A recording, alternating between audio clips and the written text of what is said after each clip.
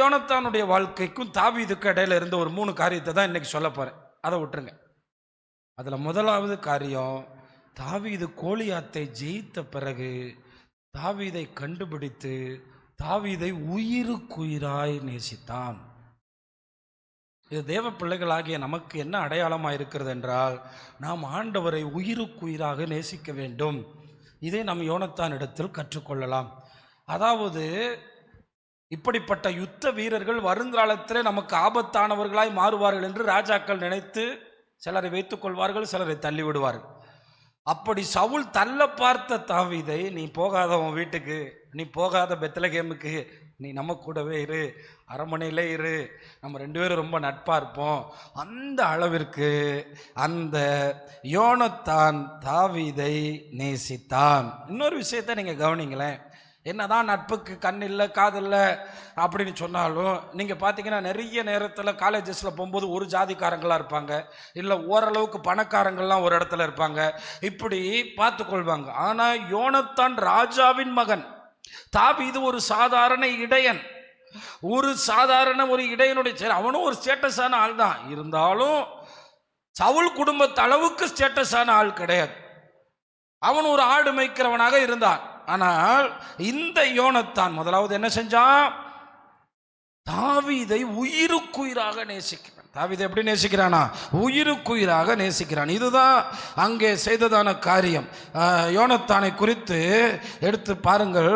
1 Samuel 18ஆம் அதிகாரம் 1ஆம் வசனம். அவன் சவுலோட பேசி முடித்த பின்பு, கோலியாத்தை எல்லாம் முடிச்சு கொன்று போட்ட பிறகு சவுலோடு பேசி முடித்த பின்பு, யோனத்தானுடைய ஆத்துமா தாவீதின் ஆத்துமாவோடு ஒன்றாய் இசைந்திருந்தது. அந்த எந்த அளவுக்கு யோசிச்சிருப்பான் பாரு.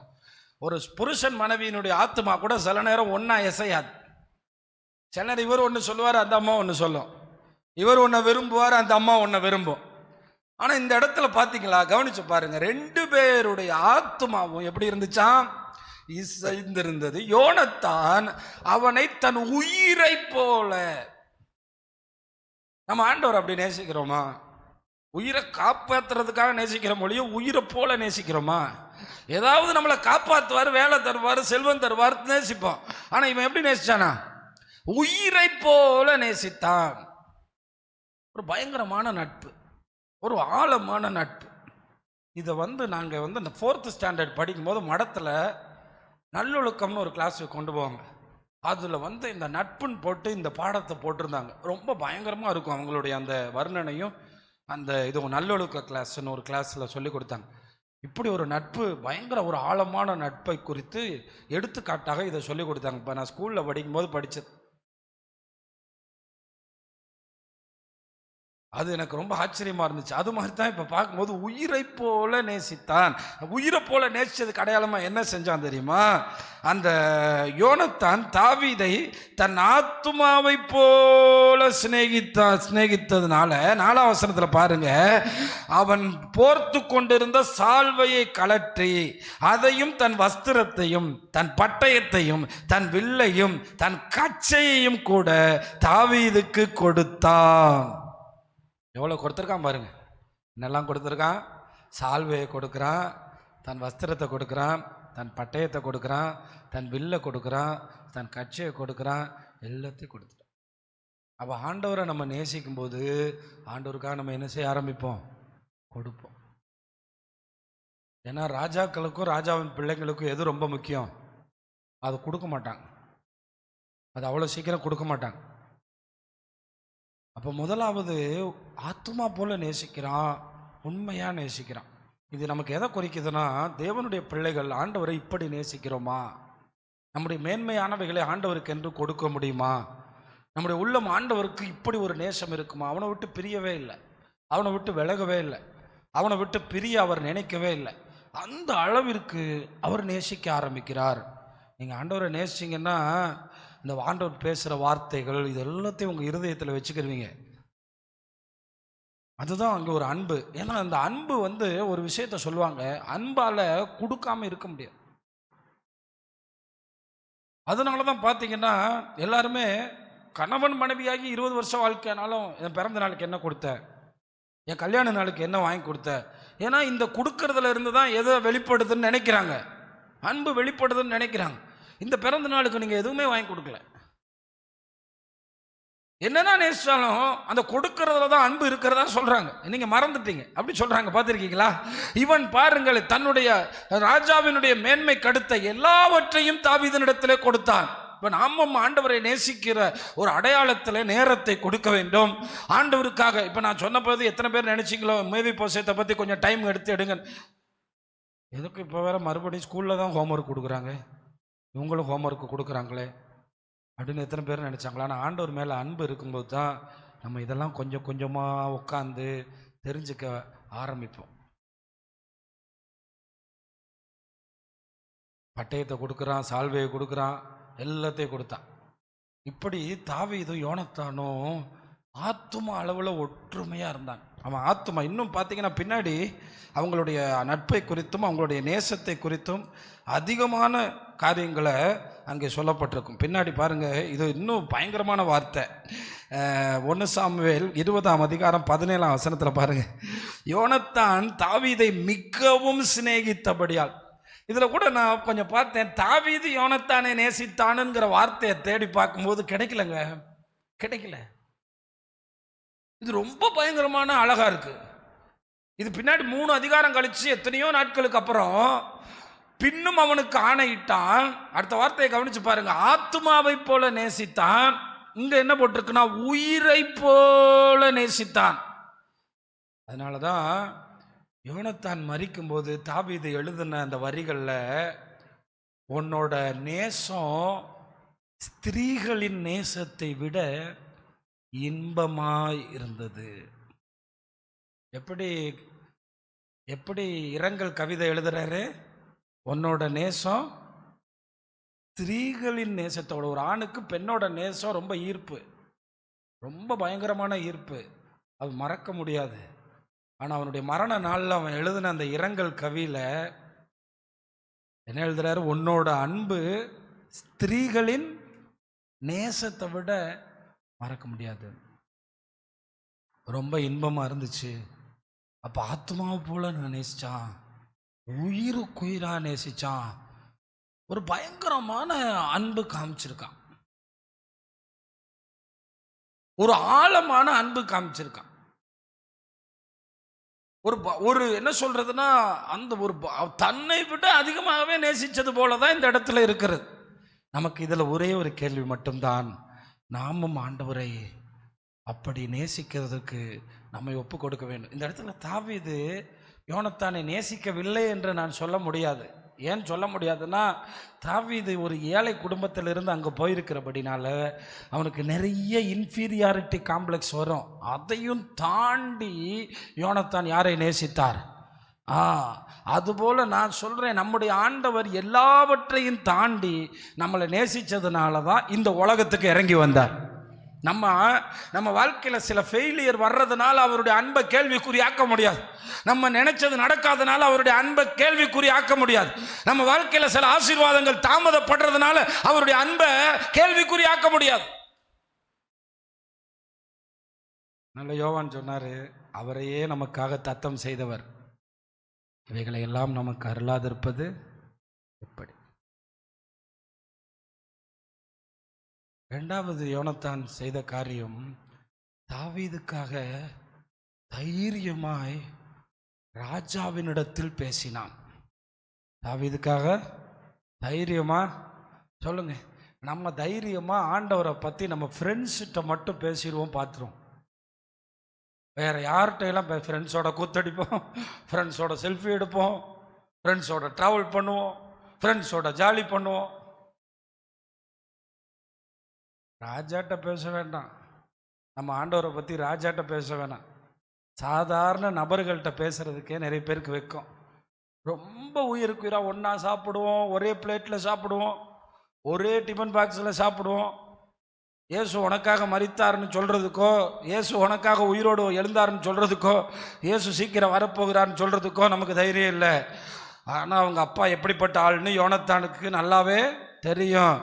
அவர் தாவீதை பகைக்கிறாருன்னு யோனத்தானுக்கு நல்லாவே தெரியும். தெரிஞ்ச பிறகும் 1 சாமுவேல் 16ஆம் அதிகாரத்தில் 1 சாமுவேல் 18ஆம் அதிகாரத்தில் நீங்கள் பார்த்தீங்கன்னா, சாரி 18 இல்லையா, 19ஆம் அதிகாரத்தில் நீங்கள் பார்த்தீங்கன்னா அங்கே என்ன நடக்குதுன்னா, 19ஆம் அதிகாரத்தில் முதல் வசனத்தில் இருந்து பாருங்க. தாவீதை கொன்று போடும்படிக்கு சவுல் தன் குமாரனாகி யோனத்தானோடும் தன் ஊழியக்காரரோடும் பேசிக்கிறான். ஒரு போர்டு மீட்டிங் நடக்குது. அந்த போர்டு மீட்டிங்கில் உட்காந்து என்ன பேசுகிறான்? அவனை போட்டு தள்ளணும். பெரிய அபிஷியல்ஸ்லாம் உட்காந்துருக்காங்க. யாரை போட்டு தள்ளணும்? தாவீதை போட்டு தள்ளணும். இதுதான் ராஜாவோட மீட்டிங். பயங்கரமா இருக்கும் அப்படி ராஜாக்கள் எல்லாம் மீட்டிங் நடத்தும் போது. அப்ப சவுலின் குமாரனாகி யோனத்தானும் தாவீதின் மேல் மிகவும் பிரியமா இருந்தான். யோனத்தான் எப்படி இருக்கானா? தாவீதின் மேல மிகவும் பிரியமா இருந்தான். யோனத்தான் எப்படி இருக்கா? இந்த தம்பியை கொண்டு போய் பின்னாடி உட்கார வைங்க, இனிமே அங்கதான் உட்காரணும். அந்த ஜோயல் பிரதருக்கும் அந்த பிரதருக்கும், தம்பி நீ தான் பார்த்து இடம்லாம் பார்த்துட்டு தான் போய் உட்காரணும். அந்த பக்கம் அவர் 2 பேரையுமே தெரியலேன்னு தான் இதுலேருந்து முடிவாகுது. ஓகே, நன்றி. கவனிங்க, இங்கே நீங்கள் என்னை பார்க்கறதுக்காக அவங்க பார்க்கலன்னு இங்கே தட்டி விடுங்க. மிகவும் பிரியமாக இருந்தான். அதனால் யோனத்தான் தாவீதுக்கு அதை அறிவித்து, என் தகப்பனாகிய சவுல் உம்மை கொன்று போட வகை தேடுகிறார். இப்போது நாளை காலமே நீர் எச்சரிக்கையாக இருந்து மறைவான இடத்துல ஒளித்துக் கொள்ளும் என்று சொல்லுகிறது மட்டுமல்லாமல், அப்படியே 4ஆம் வசனத்தில் பாருங்க, அப்படியே யோனத்தான் தன் தகப்பனாகிய சவுலோட தாவீதுக்காக நலமாய் பேசி. ஏன்பா அவனை கொல்லணும்னு நினைக்கிறீங்க? அவன் நல்லவன் தானப்பா. அவன் நமக்காக கோலியாத்தெல்லாம் கொண்டான்லப்பா. யாருமே கோலியாத்தை யுத்தம் பண்ண போகல இல்லப்பா. 40 நாளாக வந்து கொக்கரிச்சுக்கிட்டே இருந்தானே, நம்ம ஆள் ஒருத்தன் கூட போலையே. அவன் நமக்கு நல்லது தானே செஞ்சிருக்கான். அவன் நமக்கு நல்லது தானே செஞ்சான். அவனை ஏன்பா நீங்க கொல்ல போறீங்க? இதுக்கு எவ்வளவு தைரியம் வேணும் தெரியுமா? ராஜாக்கள்கிட்ட பேசணும்னா அவ்வளவு சாதாரணமா பேச முடியாது. ராஜாக்கள்கிட்ட பேசி மேட்ரு தப்பாயிருச்சுன்னா அகிதோப்பேல் கழுத்துல கயிறை போட்டு தூக்கிடுவான். ஏன்னா ராஜாக்கள் நம்மளோட ஆலோசனை எடுத்துக்கிறலன்னா கொன்றுவாங்க. அப்படித்தான் ராஜாக்கள். ராஜா கிட்ட நம்ம பேசுனது சரியில்லாம போச்சுன்னா முடிச்சிருவான். மக்களாட்சி கிடையாது. ஆனா போய் நின்று தன் ஃப்ரெண்டுக்காக பேசுறாரு. அப்பாவா இருந்தாலும் இங்க ராஜா கிட்ட பேசும்போது அப்படி சாதாரணமா பேசிட முடியாது. அவன் சொல்றான், உம்முடைய அடியானாகிய தாவீது ஒண்ணு செய்யலங்க. அவன் உமக்கு விரோதமாய் பாவம் செய்யல. அவன் அப்படி ஆளு கிடையாது. அவனோட நான் பழகியிருக்கேன்.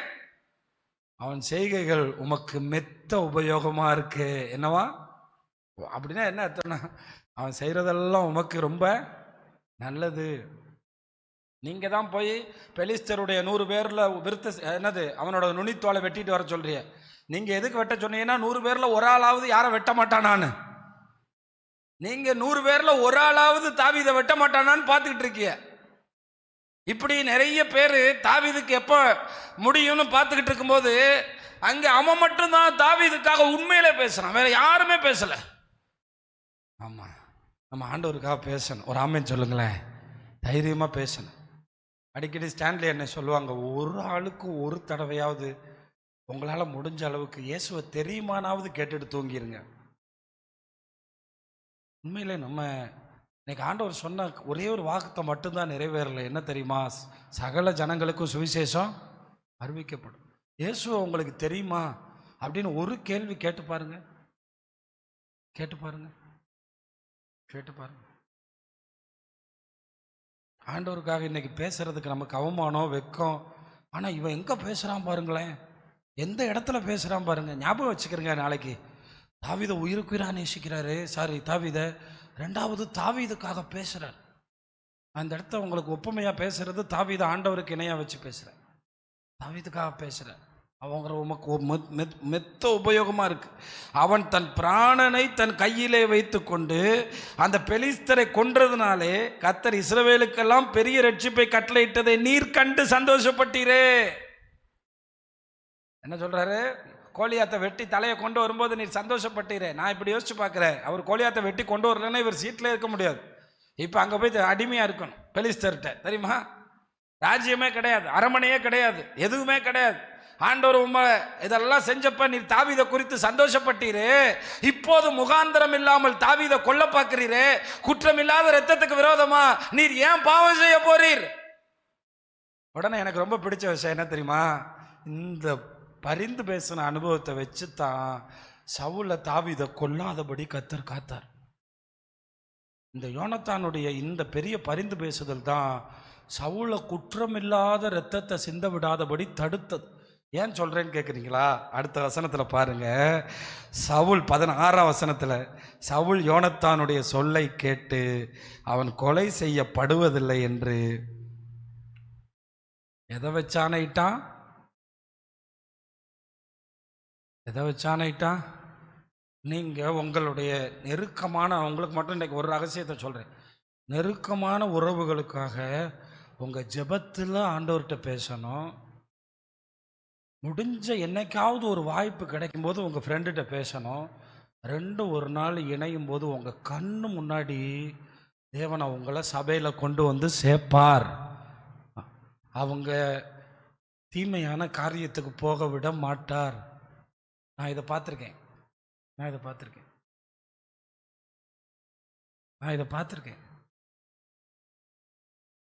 நீங்களும் அதை செய்யணும். என் ஃப்ரெண்ட்லாம் ஒருத்தர் வந்து நாங்கள் திருமணம் முடித்தப்போ வந்துட்டு எனக்கு கேலி பண்ணான். இப்போ பார்த்தா ஒரே வருஷத்தில் அவன் பார்த்தா பெந்தெகோஸ்தே சபைக்கு போக ஆரம்பிச்சிட்டான். திடீர்னு ஒரு நாள் ஃபோன் பண்ணுறேன், சர்ச்சில் மீட்டிங்கில் இருக்கேன். நான் எந்த சர்ச்சில், என்ன லேஜிலேன்னு சொன்னான். டேய் நீ என்ன அன்னைக்கு போகிற கேத்தலிக் சர்ச்சில் உட்காந்துருந்த? அது என் வீட்டுக்காரம்மா அங்கே கூட்டிகிட்டு போயிடுச்சுன்னா. எது எப்பட்றா? அவள் ஆர்சியில், அவளுக்கு தான் ஏதோ கத்தர் பேசிட்டாருன்னு சொன்னான். ஒன்றும் செய்யலை, ஜெபந்தான் பண்ணோம், கத்தர் மாத்துறாரு. ஆச்சரியமா இருந்துச்சு. இங்க நம்ம பண்றது இல்ல, ஆண்டவர் செஞ்சாரு. ஏன்னா இன்னைக்கு நிலத்தை ஆயத்தப்படுத்தாம ஒரு முட்டை நெல்லை கொண்டு போய் நம்மால் சுவிசேஷ ஊழியன்னு போடுறான். அதுக்கு முன்னாடி அவன் மேல பாரம் வரணும். கண்டிப்பா உயிருக்குயிரா நேசிச்சதுனால தான் அவன் செத்துறக்கூடாதுன்னு யார் விரும்பினா? அப்ப நம்ம ஃப்ரெண்ட்ஸ் எல்லாம் போய் ஃப்ரெண்ட்ஸோட ஜாலியாக இருக்கிறது, ஃப்ரெண்ட்ஸோட போகிறது, ஃப்ரெண்ட்ஸோட நட்பு பாராட்டுறது தேவை. ஏன் தெரியுமா? குடும்பத்தில் சில கஷ்டங்கள் வந்தால் கூட ரெஃப்ரெஷ்மெண்ட்டுக்கு ஃப்ரெண்ட்ஸ் இருப்பான். ஃப்ரெண்ட்ஸ்கிட்ட பேசலாம், தப்புலாம் கிடையாது. ஆனால் அவனுக்கு தேவன் அவனுடைய ரட்சிப்பை நம்ம கையில் வச்சிருக்காரு. அவனுக்காக பரிந்து பேசணும்னு நினைக்கிறவன் தான் இந்த யோனத்தான். யாரு? இந்த யோனத்தான். 3வது யோனத்துக்கு கவனிக்கிறீங்களா? என்ன உயிர் இருக்கத்தானே செய்து எல்லாருக்கும், கவனிக்கிறீங்களா? ரைட்டு. இந்த வாரம் கேள்வி கேட்க மாட்டேன், அடுத்த வாரம் தான் கேட்பேன். அதனால் ஒன்றும் கவலைப்படாதீங்க, இன்னும் நேரம் இருக்குது. நீங்கள் வீட்டில் போய் கூட இதை பற்றி தெரிஞ்சுக்கலாம். 3வது தாவீதோடு என்ன பண்ணுறான்? உடன்படிக்கை. இந்த உடன்படிக்கையில் தான் மேவிபோசேத் காப்பாற்றப்பட்டார். தாவீதோடு என்ன பண்ணுறாரு? நல்ல கவனிங்க. தாவீது ராஜாவாகிறதுக்கு இந்த நேரம் ஏறக்குறைய 10 வருஷத்துக்கு மேலே இருக்கு. ஏறக்குறைய கோலியாத் அவர் ஜெயிச்ச பிறகு ஏறக்குறைய 13 வருஷம்னு சொல்றாங்க. பாருங்க, 17-18 வயசுல அவர் யாரை ஜெயிச்சிருக்காரு? இங்க வந்து உட்காந்துட்டு நம்ம தம்பி மாருங்க 17-18 வயசு, 20 வயசு, 21 வயசுல தூங்கிட்டு இருக்கான். அவன் 4 மணிக்கு சர்ச்சில் பாதி தூக்கம், அரை தூக்கம், முக்கா தூக்கம்.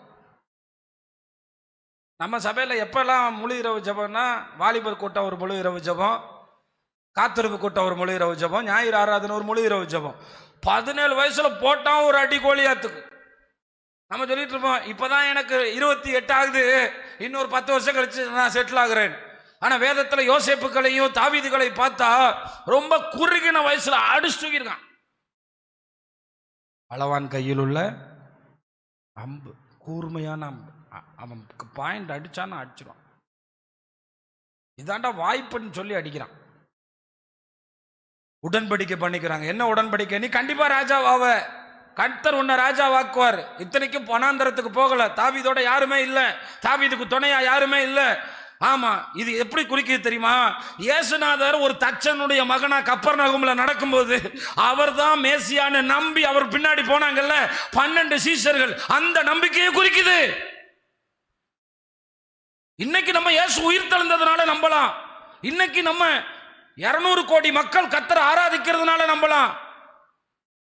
அன்னைக்கு இயேசுநாதர் சாதாரண ஒரு மனுஷனா அந்த கப்பர்நகூமுக்குள்ள வரும்போது என்னை பின்பற்றி வான்னு சொன்னப்ப ஒருத்தர் பின்பற்றி போனான்ல, அது மாதிரி தாவீது நிச்சயமா என்ன ஆவாராம்? ராஜா ஆவாரு. நீ ராஜா ஆகும்போது என் குடும்பத்தையோ என்னையவோ. அப்போ யோனத்தான் என்ன நினைச்சாருன்னா, தாவீது ராஜாவாகும் போது நான் உயிரோட இருப்பேன். அந்த வசனத்தை பாருங்க. ஆமாம், என்ன சொல்றாரு தாவீது அந்த இடத்துல? 1 சாமுவேல் 20ஆம் அதிகாரம் 14ஆம் வசனத்தில், மேலும் நான் உயிரோடு இருக்கேன், நான் சாகாதபடிக்கு நீர் கர்த்தர் நிமித்தம் எனக்கு தயை செய்ய வேண்டியதும் அல்லாமல் கர்த்தர் தாவீதின் சத்துருக்களாகிய ஒவ்வொருவரையும் பூமியின் மேல் இராதபடிக்கு வேறு அறுக்கும் போது நீர் என்றைக்கும் உமது தயவை என் வீட்டை விட்டு அகற்றி விடாமலும் இருக்க வேண்டும் என்றான். பார்த்தீங்களா? 13ஆம் வசனத்திலிருந்து வாசிச்சாதான் அவங்களுக்கு புரியும். இஸ்ரவேலின் தேவனாகிய கர்த்தர் யோனத்தானுக்கு அதற்கு சரியாகவும் அதற்கு அதிகமாகவும் செய்ய கடவர்.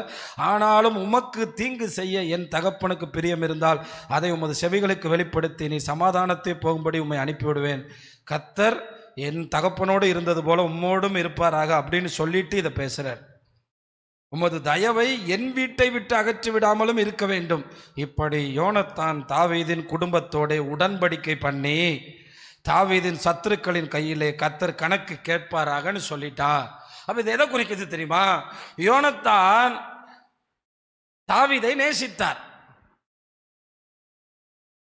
அது நிமித்தமாக யோனத்தானுக்கு தாவீதுக்கு அநேக காரியங்களை கொடுத்தார். இரண்டாவது என்ன சொன்னேன்? சத்தமா சொல்லுங்க, இந்த பக்கம் சொல்லுங்க.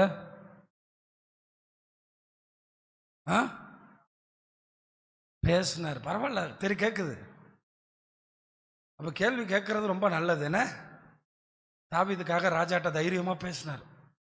மூணாவது உடன்படிக்கை பண்ணார். இந்த 3 காரியங்களும் கிறிஸ்தவ வாழ்க்கையில் ரொம்ப மேலான காரியம். இதை சொல்லாமா, நான் ஆண்டவரை ரொம்ப நேசிக்கிறேன், ரொம்ப ரொம்ப நேசிக்கிறேன், என் உயிர் போல நேசிக்கிறேன். ரெண்டாவது, நான் ஆண்டவரிடத்தில் அநேகருக்காக நான் பரிந்து பேசுகிறேன். ஓகே. மூணாவது, நான் ஞானஸ்தானம் என்கிற உடன்படிக்கையை ஆண்டவரோடு பண்ணிவிட்டேன். என்ன உடன்படிக்கை? ஞானஸ்தான உடன்படிக்கை. இது 3ம் பண்ணின பிறகு யோனத்தான் ஏன் ஆசீர்வதிக்கப்படாமல் போனான்? ஞானஸ்தானம் குறைவில்லை, கூட்டங்களுக்கு குறைவில்லை, ஏசப்பானா எனக்கு உயிருக்கு உயிர் குறைவில்லை, ஜெபத்துக்கு குறைவில்லை, பின்ன ஏன் யோனத்தான் அந்த நன்மையை சுதந்திரிக்காமல் போனான்? அவ்வளவு ஒரு நல்ல கேரக்டரை ஏன் ஆசீர்வாதத்தை சுதந்திரிக்கவில்லை என்ற கேள்வி உங்களுக்கு வருகிறதா? இது போல சபையிலே 99% பேர் இருக்கிறார். ஆண்டவரை விட எங்களுக்கு வேற யாரை பிடிக்கும்? ஆண்டவரை விட எங்களுக்கு என்ன வேணும்? ஆண்டவர் தானே எங்களுக்கு உயிர், நாங்கள் பேசுகிறதே அவரை பற்றி தானே. ரைட்டு, நாங்கள் தான் ஞானஸ்தானம் எடுத்திருக்கோமே. எங்கள் குடும்ப ஜெபத்தில் கேட்டு பாருங்கள், நாங்கள் 50 பேருக்காக ராஜாவிட்ட பரிந்து பேசுகிறோம், எங்கள் கிராமத்துக்காக பரிந்து பேசுகிறோம், நாங்கள் எல்லாருக்காகவும் ஜெபம் பண்ணிகிட்ருக்கோம், நாங்கள் சுவிசேஷம் வேறு அறிவிக்கிறோம். இங்கே 2 பேர் சுவிசேஷம் அறிவிக்கிறான், அவனுக்கு யார் தான் சுவிசேஷம் அறிவிப்பான்னு எனக்கு ஒன்றுமே புரியல. 2 பேர் வேனில் போய் சுவிசேஷம் அறிவிக்கிறான், அவனுக்கு யார் சுவிசேஷம் அறிவிப்பான்னு தான் இப்போ எனக்கு பிரச்சனையாக இருக்கு. ஏன்னா இது எல்லாத்தையும் செஞ்சாவன் ஏன் மேன்மையை அடையாமல் பாதியிலே மரித்து போனான், பாதியிலே அழிந்து போனான்? ஏன் எந்த ஆசீர்வாதத்தையுமே பெறாமல் போனான் என்பதற்கு ஒரே ஒரு காரணத்தை மிக அழகாகவே கர்த்தர் இங்கே எழுதியிருக்கிறார். நல்ல கவனிங்க. 20ஆம் அதிகாரம் 42ஆம் வசனம். அப்பொழுது யோனத்தான் தாவீதை நோக்கி, நீர் சமாதானத்தோடே போம், கர்த்தர் என்றென்றைக்கும் எனக்கும் உமக்கும் என் சந்ததிக்கும் உமது சந்ததிக்கும் நடுநிற்கும் சாட்சி என்று சொல்லி கர்த்தருடைய நாமத்தை கொண்டு நாம் இருவரும் ஆணையிட்டு கொண்டதை நினைத்து கொள்ளும் என்றான். பின்பு அவன் எழுந்து புறப்பட்டு போனான். யோனத்தானோ எங்க போனா? தாவீது பாடுபட போனான், யோனத்தான் பட்டணத்துக்கு போனான். நேசிக்கிறதுக்கு 1000 பேர் இருக்கும், உடன்படிக்கை பண்ண ஞானஸ்தானத்துக்கு 1000 பேர் இருக்கும். ஆனால் கிறிஸ்துவுக்காக பாடுபட முடியாது. நாங்கள் அதிலிருந்து இறங்கி வரமாட்டோம். நான் அரண்மனையில் போய் படுக்கணும், அரண்மனையில் போய் தூங்கணும். எனக்கு எதை விட முடியாது?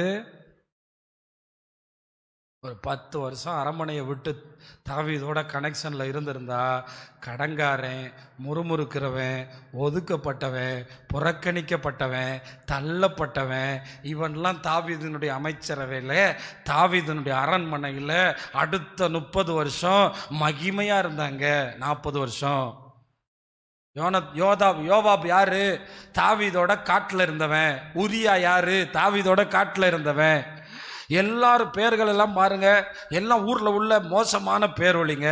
இவர்களுக்கெல்லாம் கிடைத்த மரியாதையிலும் மரியாதை யாருக்கு கிடைத்திருக்க வேண்டும்? நான் சொல்றேன், தாவீதுக்கு அடுத்து யோவாப் இருந்திருக்க மாட்டான். தாவீதுக்கு அடுத்து யார் இருந்திருப்பா? யோனத்தான் இருந்திருப்பான். அரசவையை நடத்துகிற சகல அறிவும் எல்லாவற்றையும் யோனத்தான் இடத்திலிருந்து தாவீது பெற்றிருப்பான். யோனத்தான் மட்டும் தாவீதோடு அதுல்லாம் குகையில் இருந்திருந்தால், இன்னைக்கு ஆண்டவரை நேசிக்கிறேன்னு சொல்றதுக்கு 1000 பேர் இருக்காங்க. ஞானஸ்தானமா கமான்னு சொல்றாங்க. ஆண்டவருக்கா பாடுபடணுமா, நாங்க வெளியே போயிடுறோம். ஆண்டவருக்கா கஷ்டப்படணுமா, எங்களை கூப்பிடாதீங்க. ஆண்டவருக்கா வருத்தப்படணுமா, நாங்க வரமாட்டோம். நாங்கள் கொஞ்சம் ஒதுங்கி தான் நிற்போம். வரப்பில் ஒரு காலு, வயலில் ஒரு காலு. நான் உங்களுக்கு மட்டும் சொல்கிறேன், ஆண்டவருக்காக பாடுபட ஆயத்தமாக இருக்கிறீங்களா? ஆண்டவருக்காக பாடுபடவும் கஷ்டப்படவும் சந்தோஷமாக நிற்கிறீங்களா? ஆண்டவருக்காக பாடுபடுறதுக்கு உங்களுக்கு சந்தோஷமா? ஆண்டவருக்காக உபத்திரப்படுறதுக்கு உங்களுக்கு சந்தோஷமா? இன்னைக்கு சொல்கிறாங்க, நான் ஒருத்தரை பார்த்தேன் இந்த புதுக்கோட்டையில், பர்வேஸ்ன்னு சொல்லிட்டு. இன்னைக்கு அமைச்சராக இருக்கார், ஏதோ ஒரு அமைச்சராக இருக்கார். இன்னைக்கு அமைச்சர் பேரெல்லாம் ஞாபகம் வைக்கிறதுக்கு ரொம்ப கஷ்டமாக இருக்குது. சீக்கிரம் ஞாபகம் வச்சுக்கிறோம், சரியா? ஆமாம், ஒரு 5 அமைச்சர் பேர் தான் இப்போ எனக்கு ஞாபகத்தில் இருக்குது. மருத்துவத்துறை அமைச்சர், அப்படி இப்படி விளையாட்டுத்துறை அமைச்சர், ஆமாம், இப்படி ஒரு 5 பேர் தான் ஞாபகம் இருக்குது. இந்த பக்கம் புதுக்கோட்டையில் இருக்கார். அவர் வந்து 20 வருஷத்துக்கு முன்னாடி புதுக்கோட்டையில் நடந்த ஒரு நிகழ்ச்சியில் அவர் 10வது 12வது ஸ்டூடெண்ட்ஸுக்கு, இன்றைய முதலமைச்சர் வந்து 20 வருஷத்துக்கு முன்னே 10வது 12வது முடிச்சவங்களுக்கு புதுக்கோட்டையில் ஃபர்ஸ்ட் செகண்ட் எடுத்தவங்களுக்கு பிரைஸ் எடுத்து கொடுக்கறதுல அவர் வந்து நின்று மீசையே முளைக்காத வயசுல பிரைஸ் எடுத்து கொடுத்துக்கிட்டு நிற்கிறார். அதையும் போடுறாங்க, இதையும் போடுறாங்க. அன்னைக்கு இவர் நம்ம முதலமைச்சரோட இருந்தனால இன்னைக்கு முதலமைச்சர் இவரை அமைச்சராக அழகு பார்க்குறார். அதில் விஜய் சொன்னாரா, மற்ற கட்சியிலேருந்து வந்தவங்களில் முக்கியமானவங்களை தவிர வேற யாருக்கும் அமைச்சர் பதவி கொடுக்கக்கூடாதுன்னு சொல்லி நம்ம மு.க. ஸ்டாலின் ஐயா ஜெயிச்ச தொகுதியில் ஜெயிச்சவருக்கு கூட என்ன கொடுக்கல? நம்ம ரசிகர் மன்றக்காரங்களுக்கு ராமநாதபுரத்தில் யாரும் ஜெயிக்காதனால நம்ம இவர் அமைச்சரானார். நம்ம ரசிகர் மன்றத்தில் இருந்து யாரெல்லாம் ஜெயிச்சாங்களோ அவங்க தான் ஃபஸ்ட்டு ப்ரிஃபரன்ஸ். அவங்க இல்லாத இடத்துல மட்டும்தான் வெளியிலேருந்து வந்தவங்களுக்கு கொடுக்கணும்னு சொல்லி, அப்போ ஆண்டவருக்காக பாடுபட்டா 1000 வருஷம் அரசாட்சி மட்டும் இல்லை, ஆண்டவர் இந்த பூமியில் இன்னைக்கு என்ன மகிமைப்படுத்தலை நினைக்கிறீங்களே? எங்களுக்கு சொந்தம் வேணும், பந்தம் வேணும், சவுல் வேணும், அவன் வேணும், இவன் வேணும், அவர் வேணும், இவர் வேணும், தொட்டும் தொடாம கத்தர், பட்டும் படாம கத்தர். எங்களுக்கெல்லாம் யாருமே இல்லை, அவர் மட்டும்தான். நைட்டு எவனாவது வந்து 10 பேர் உள்ளே இறங்கி அடித்தா கூட யார் தான் வாங்கணும்? இதில் வேற நான் நைட்டு ஜபத்துக்கு போகும்போது மேலே சரியான பாதுகாப்பே இல்லை, நீங்கள் பாட்டுக்கு போறீங்க. மேலே யார் வரப்போறான்னு நாங்கள் கட்டமைப்பே பண்ணல. 3 பெண்களை விட்டுட்டு நான் போயிடுவேன். யார் பாதுகாப்பு? அவருக்காக பாடுபடுறதுக்கும் ஆயத்தமாக இருக்க நான் தெரிந்து கொண்ட பாத்திரம்னு கர்த்தர் சவுலை குறித்து சொன்ன மாதிரி, நீங்கள் வீட்டில் உட்காந்தேன், பிள்ளைய பார்த்தேன், வேலையை பார்த்தேன், அதோட லைஃப்பை முடிச்சேன்னு நிற்கக்கூடாது. ஆண்டவருக்காக என்ன படணும்? பாடுபடணும். நிறைய விசுவாசிங்க என்ன செய்வாங்க தெரியுமா? சர்ச்சில் என்ன நடக்குது, சர்ச்சில் ஏதாவது என்ன காரியம், இப்படி ஒவ்வொருத்தவங்களும் அதை புரிஞ்சு செயல்படணும். ஏன்னா தாவீதோட 600 பேர் இருந்தாங்க, அதில் 400 பேர் ரொம்ப பெஸ்ட்டு, இன்னொரு 200 பேர். அந்த 200 பேர் பார்த்தீங்கன்னா லாஸ்ட் தாவீது அரசன் ஆகிற நேரத்தில் கொஞ்சம் பின்வாங்கிடுவான். தாவீதோட கடைசி வர நின்றா, தேவனோட கடைசி வர நின்றா. அதனால தான் சொல்றேன், நாங்கள் நேசிக்கிறோன்னு சொல்றதுக்கு 1000 பேர் இருக்காங்க, வேணா காணிக்க அள்ளி போட்டு போயிடுவாங்க. நான் பார்த்த வரைக்கும் நம்ம சபையில் காணிக்க கொடுக்கறது கூட 1000 பேர் இருக்காங்க. ஆனால் பாடுபடுறதுக்கும் தோல் கொடுக்கறதுக்கும் கொஞ்சம் பேர் தான் இருக்கு, கொஞ்சம் பேர் தான். இடம் வாங்கணுமா, அந்த அளவுக்கு வாங்க மாட்டாரா? எத்தனை பேர் சொல்லுவாங்க? அவர்கிட்ட இல்லாத பணமா? எத்தனை பேர் சொல்லுவாங்க? அவங்க வாங்கட்டும் சொல்லுவாங்க. கடைசியில் ஆண்டவர் வரும்போது நம்ம என்ன கொண்டு போவோம்? நாங்கள் ஆண்டவருக்கு பட்டயத்தை கொடுத்தோம், ஆண்டவருக்கு சால்வையை கொடுத்தோம், அப்புறம் ஆண்டவருக்காக என்ன போடணும்? ஆண்டவருக்காக என்ன போடணும் சொல்லுங்க? ஆண்டவருக்காக என்ன போடணும்? இந்த 3 கிறிஸ்தவனுக்கு இருக்கு. ஆனால் 4வது, அதனால தான் அதான் உலகத்தில் சொல்லுவாங்கள்ல, மீனை கண்டா தலையை காட்டணும், பாம்பை கண்டா வாழை காட்டணும். இப்படி தான் நிறைய பேர் இருக்காங்க. அவள் யோனத்தானுக்கு தெரியுது தாவி யார் ராஜாவாக போகிறான்னு. அப்போ என்ன பண்ணியிருக்கணும், ஒரு 10 வருஷம் கஷ்டம், பேக்கெல்லாம் எடுத்துட்டாப்பா, இனிமேல் உன் கூட இருக்கிற மாதிரி ஐடியா இல்லை. ஏன்னா இனிமேல் உன் கூட இருந்தால் நானும் செத்து போவேன், நீனும் செத்து போவேன். ஏன்னா நீ திருந்துற மாதிரி தெரியல. இனி நீ உன் பாட்டுக்கு இரு, நான் பாட்டுக்கு போறேன்னு போயிருந்தா யாரும் திருந்திருப்பா? திருந்திருப்பான்ல. அட பாவி, நான் பெத்த ராசா, நீனே போயிட்டியாடா. ஆமா, அப்ப தாவீதை கொல்ல போனா யாரத்தான் முதல்ல கொல்லணும்? யாரத்தான் கொல்லணும்? அங்க தாவீதும் சேஃபா இருப்பான், தேசமும் சேஃபா இருக்கும். யார் ஒரு பெரிய மேன்மை அடைஞ்சிருப்பா? யோனத்தான் பெரிய மேன்மை அடைஞ்சிருப்பான். அதனாலதான் ஆண்டவருக்காக பாடுபடுறதுக்கு யோசிக்கவே கூடாதுங்க. ஆமா, நிறைய பேருக்கு பதவி வேணுமா, சரச்சரன்னு வாங்க 100 பேர். பாடுபடணுமா, அங்கிட்டு ஒரு ஆள் கூட கிடையாது. ஊழியத்துக்கு வரணுமா, அடி வாங்கணும், வாங்கணும் நினைச்சு தான் வரணும். அதுக்காக எதை பார்த்து பயப்படக்கூடாது. அவமானம் வரும், நிந்த வரும். ஒன்றும் இல்லைங்க, ஒரு ஊமை பெண் தாங்க இங்கே வந்துச்சு. எத்தனை பேர் இந்த நேரு நகரில் கூப்பிட்டு எதுக்கு இங்கே போற? நம்ம தீண்ட தகாதவர்கள் தான், அவர்களுக்கு இருக்கட்டும். ஒரு பாய் பேச முடியாத பொண்ணு இயேசு மேலே நேசிச்சு வந்து எனக்கு இயேசு பிடிக்குமேனு ஜோம் பண்ணதுக்கு வெளியே நின்று கழுவு மாதிரி காத்துக்கிட்டு இருக்காங்க. எப்போ சர்ச்சிலேருந்து வெளியே வரும் திட்டலாம். அது நம்மை பாதிக்காது. ஏன்? நாம் அவருக்காக வந்தோம். இன்னொரு வீட்டில் நான் ஜோம் பண்ண போனேன், இந்த 4 வீடு தள்ளி. அவர் முடியாமல் கிடந்தார், துபாயில் எங்கேருந்து கீழே விழுந்து. ஜோம் பண்ண போய் ஜோம் பண்ண முடிச்சுட்டு பைபிள் எடுத்துட்டு வெளியே வரல. இந்த 4 வீடு தாண்டி எழுத்து வீட்டிலேருந்து ஒரு அம்மா, உன் தாலியை நம்ம சாமி தானே இத்தனை நாள் காப்பாத்துச்சு, இப்போ போய் உனக்கு நான் சொல்லாத அப்படின்னு சொல்லிச்சு. அவர் செத்து போயிட்டார்.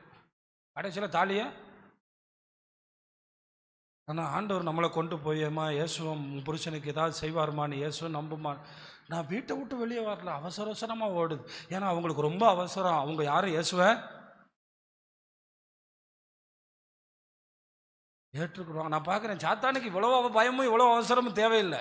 சொல்லுங்கள் பக்கத்தில் ஆளை பார்த்து, சாத்தானுக்கு இவ்வளோ பயமும் இவ்வளோ அவசரமும் தேவையில்லை. ஆனால் அவங்களுடைய நிலைமையோ நான் பார்த்து அழுகிறேன். அவங்க பையன் இப்போ 30-32 வயசில் படிச்சுக்கிட்டு இருக்கார். நல்லா இருக்கட்டும்னு டெய்லி ஜோம் பண்ணுறேன். ஏன்னா அவருக்காக நான் ரொம்ப ஜோம் பண்ணுவேன். ஏன் ஜோம் பண்ணுவேன்னா, வெள்ளிக்கிழமையும் செவ்வாய்க்கிழமையும் அரை மணி நேரம் என்ன அடிக்கிறாரு, மணி அடிக்கிறார். ஆனால் எங்களை ரொம்ப நேசிப்பார், எங்களை ரொம்ப நேசிப்பார். எங்களை நேசிப்பார், எங்களுக்குள்ள இருக்கிற ஆண்டவரை வெறுப்பார்,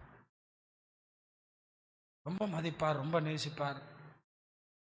ஆனால் பாருங்க, இன்னைக்கு நம்ம யாருக்காக பாடுபடணும்? ஆண்டவருக்காக, கிறிஸ்தவர்களை அடையாளப்படுத்தி அவருக்காக பாடுபடுறதுக்கு உங்களை தைரியமாக இருந்து பாருங்க. ஆண்டவர் உங்களை தேடி தேடி தேடி தேடி உங்களை என்ன செய்வார்? உயர்த்துவார். பரிசுலா பார்த்தீங்களா, தாவீதுக்கு சில இரக்கங்கள் காண்பித்ததுனால தாவீது சொல்கிறார், வாயா அரண்மனையில் வந்து உட்காரியா. அவர் சொல்கிறார், வயசான பிறகு இனி எதுக்கு அரண்மனைக்கு? என் பிள்ளை கிம்காம் இருக்கான். யார்? கிம்காம். வடகொரியாவாக இருக்குமோ? அந்த கிம்காமை கொண்டு போய் அரண்மனையில் வச்சு நீங்கள் பார்த்துக்கிறீங்க. இப்போ கிம்காமுக்கு இறக்கம் கிடைச்சதுக்கு காரணம், தாவீது பாடுபடும் போது தாவீதை ருசியான ஆகாரம் கொடுத்தவன் யாரு? தாவீதுக்கு தெரியும் சீபா யாரு, கிம்காம் யாருன்னு. தாவீதுக்கு தெரியும் பர்சில்லா யாரு, கீழையாத்தியனாகிய பர்சில்லா யாரு, பர்சில்லா யாரு, கிம்காம் யாருன்னு. நீங்கள் ஆண்டவருக்காக பாடுபட்டா உங்கள் பிள்ளைங்க தேவனுடைய அரசவையில் இருக்கும். ஒரு ஆமேன்னு சொல்லுங்க.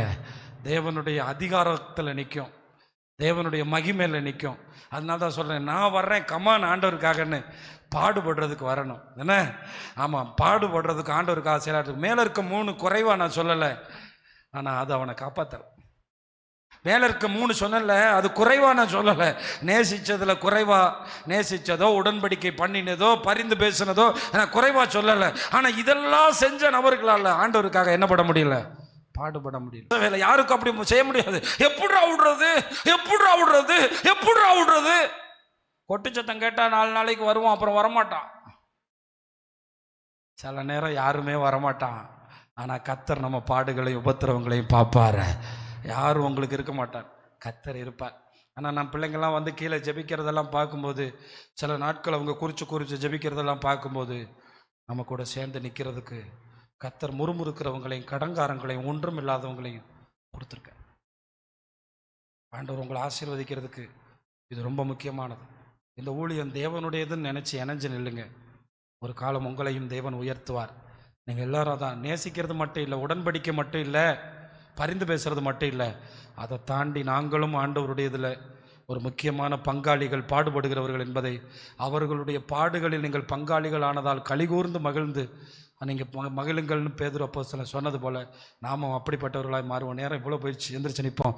கர்த்தர் உங்களை ஆசீர்வதிப்பாராக. எல்லாரும் எழும்பி நிற்போம். கர்த்தர் நல்லவர். ஆண்டவரே,